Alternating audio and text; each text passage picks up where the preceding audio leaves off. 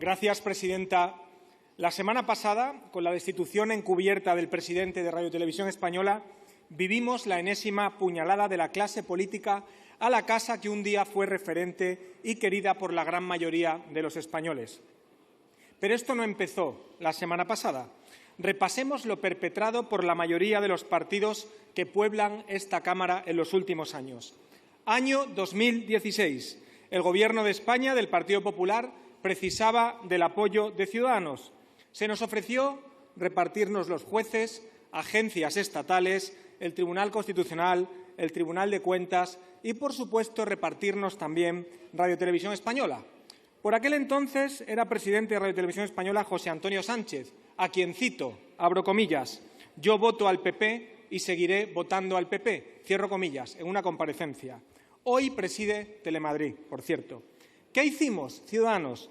Rechazamos todas esas ofertas de repartirnos el Estado, propusimos que los jueces eligieran a los jueces y que el resto de organismos del Estado se compongan de acuerdo con los principios de mérito y capacidad, por concurso público.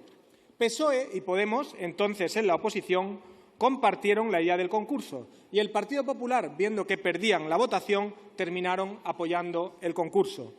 El concurso se puso en marcha, pero llegó la moción de censura. Llegaron al poder PSOE y Podemos y repentinamente perdieron el ímpetu por el concurso y empezaron a saborear la sabrosa designación a dedo. Dictaron un Real Decreto Ley para que, si no había consenso en esta Cámara, se pudiera nombrar un administrador provisional único. Hacía falta una elección fallida en la Cámara. Curiosamente, se equivocaron 2 diputados del Partido Socialista votando en urna y se activó, en consecuencia, ese Real Decreto Ley que permitía la designación a dedo de una administradora provisional única. Este error podríamos considerarlo inocente, pero es extraño, primero, que 2 diputados se equivoquen votando en urna. Pero todavía es más extraño que Pablo Iglesias estuviera semanas antes ofreciendo la administración provisional única, algo que solo podía darse si fracasaba el concurso. Y para que fracasase el concurso hacía falta ese error. En este tuit, Ana Pardo de Vera cuenta que Iglesias le ofreció el mando provisional de Radio Televisión Española. El tuit es de junio. La votación con el error fue en julio. Yo creo que queda claro. Y que Pablo Iglesias ofrecía un puesto que solo se produciría en caso de un error en una votación y 2 semanas después se produjo ese error. Nos deben muchas explicaciones a los españoles. Tras varias maniobras torpes, fue Rosa María Mateo quien fue nombrada administradora provisional única. La provisionalidad de Mateo fue de 33 meses. Claro, todo es relativo. La Edad Media se puede considerar un periodo provisional entre la antigüedad y la Edad Moderna, sí. Con el desastre que resultó la gestión de Rosa María Mateo y el hundimiento de la corporación, decidieron fingir el concurso público. Al olor de los sillones se sumó el Partido Popular.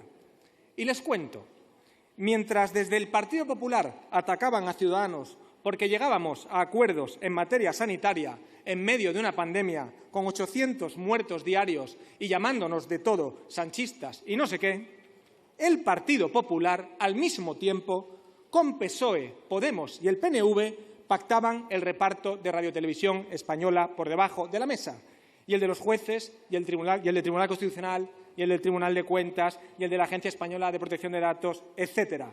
¿Qué tiempos tan extraños nos han tocado vivir? Llegar a acuerdos en materia sanitaria con 800 muertos diarios era de traidores, repartirse el Estado en medio de esa pandemia era de patriotas.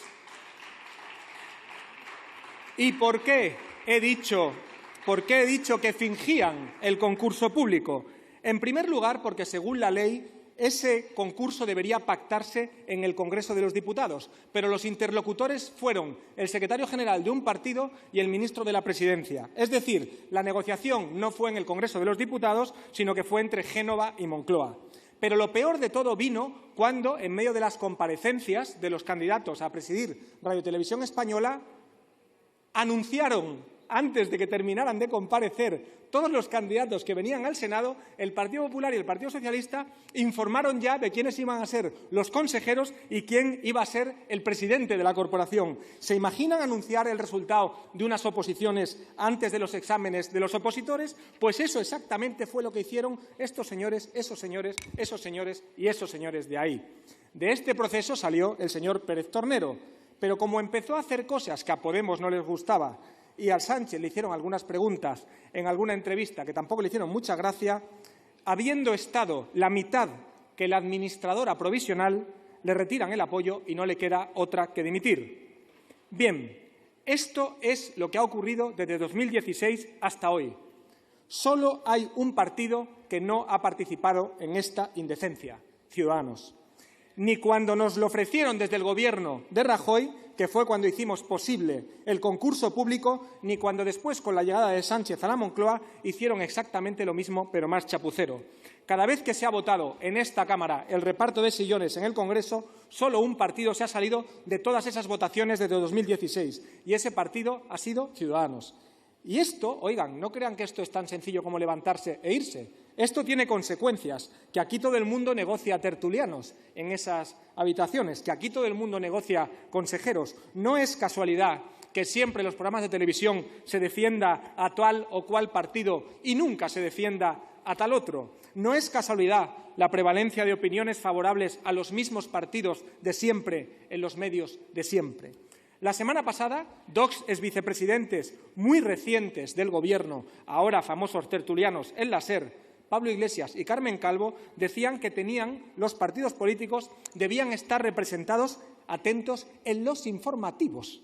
Oiga, ¿cómo se representa a Podemos en los informativos, por ejemplo, cuando se habla de la guerra de Ucrania? ¿Dedicamos un tercio del informativo a decir que Putin se está defendiendo de una agresión de Ucrania?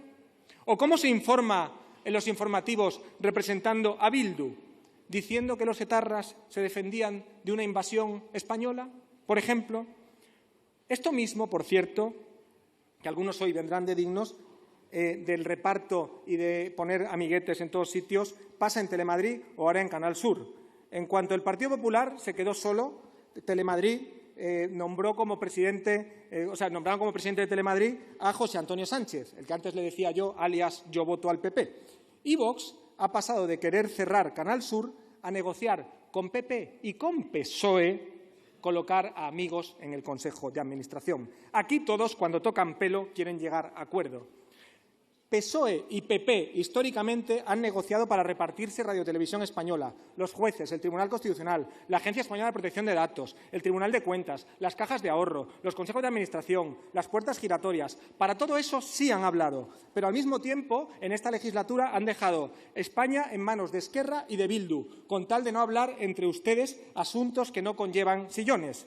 Han dejado los presupuestos generales del Estado en manos del PNV desde que hay democracia en España, sin cambiar, por cierto, la ley electoral que impediría esa injusticia porque a ustedes no les conviene cambiarla. Esta ley que traemos hoy aquí, además de primar el mérito y la capacidad a la hora de elegir quiénes dirigen Radio Televisión Española, solventa situaciones de bloqueo como la que estamos viviendo y de la que no saben cómo salir ahora mismo. También se ocupa de la gran olvidada, de la agencia EFE, la que debería ser la agencia de referencia de noticias en español y que se está viendo superada por otras agencias de noticias en español de países que no tienen el español como lengua oficial. Con esta ley se garantiza, además, la estabilidad presupuestaria de EFE, algo que exige Europa, evita dedazos y ceses injustificados, como hemos visto recientemente en EFE, e incorporamos la agencia EFE al control parlamentario. Si no hacemos algo, EFE será una oportunidad perdida. En definitiva, hoy Ciudadanos propone una ley que impide que se vuelvan a repetir historias como la que les acabo de relatar.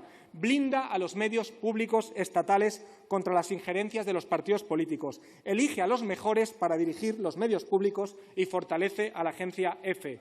Si apoyan esta ley, harán más fácil la recuperación de Radio Televisión Española.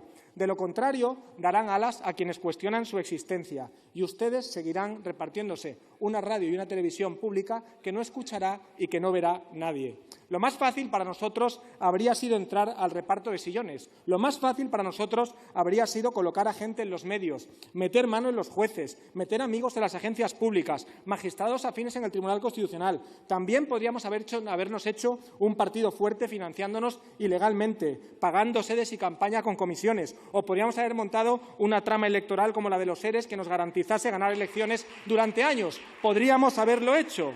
Que además sabemos que luego llega el corporativismo, llegan los indultos a los políticos corruptos. 231 indultos a políticos corruptos desde 1996. Todos ustedes han indultado a políticos corruptos. Y ahora el de Griñán. Cientos de millones desviados a la trama electoral del PSOE. Cientos de millones que estaban destinados a generar empleo y a formar a personas que lo necesitaban. ¿Quién les indulta a ellos? ¿Quién indulta al que tiene un trabajo precario? ¿Y al que desde este mes no puede pagar la hipoteca? ¿Quién le indulta? Y dice el señor Feijóo que no le gustaría ver a un expresidente del Partido Socialista en la cárcel. Pero es que las sentencias judiciales no son cuestión de gustos. ¿Esto qué es? ¿Quid pro quo? ¿Qué pasa aquí?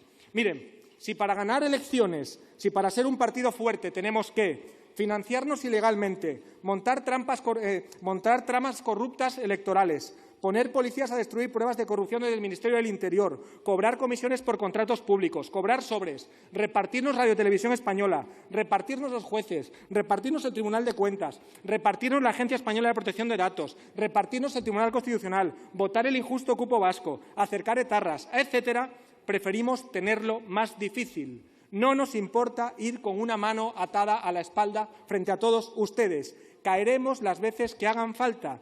Nos levantaremos las veces que sea necesario, pero nunca venderemos nuestros principios, nunca traicionaremos nuestras ideas. Muchas gracias. Muchas gracias, señor Díaz.